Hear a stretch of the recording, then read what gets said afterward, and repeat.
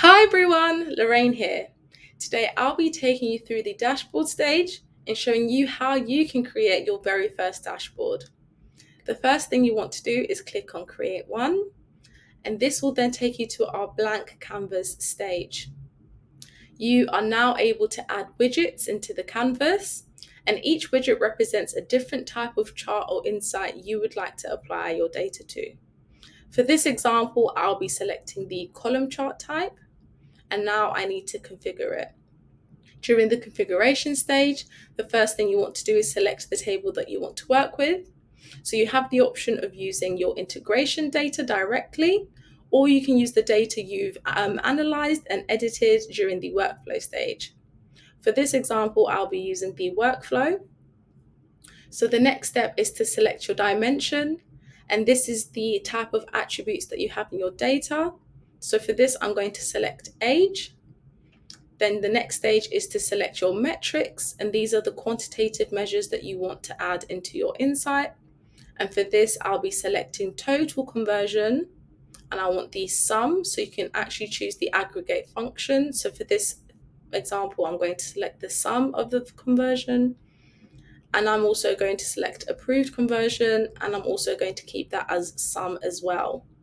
You have the option to add multiple different metrics to your chart. The next step is to select the sort by. So you can sort by the dimension, or you can sort by the metric. You can also sort by ascending or descending order. Ascending is ticked, and for descending, you simply untick. And you also have the option to add filters to your chart. Simply select the column you would like to apply the filter to, and then this will apply the filter. For this example, I won't be applying any filters. And so once you've completed everything, you simply click on Save and Preview, and this will then show you a preview on the right-hand side. Once you are happy with the chart, simply click on Save and Close, and this will populate the chart into your dashboard.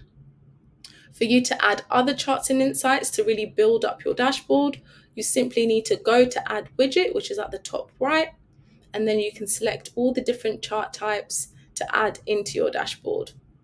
Once you add them, all you simply need to do is go through the same configuration stage, and then this will start to be able to populate your dashboard with your insights. So on the top toolbar, we have a duplicate button. So this allows you to duplicate any dashboard that you create, and this will eliminate time if you want to see the same insights but for different data types. You also have the option to delete the entire dashboard itself. You have the ability to customize the canvas size. So this allows you to customize the dashboard so that you can visualize it in your own unique way. You also have the ability to share your dashboard. So at the moment, this dashboard is private.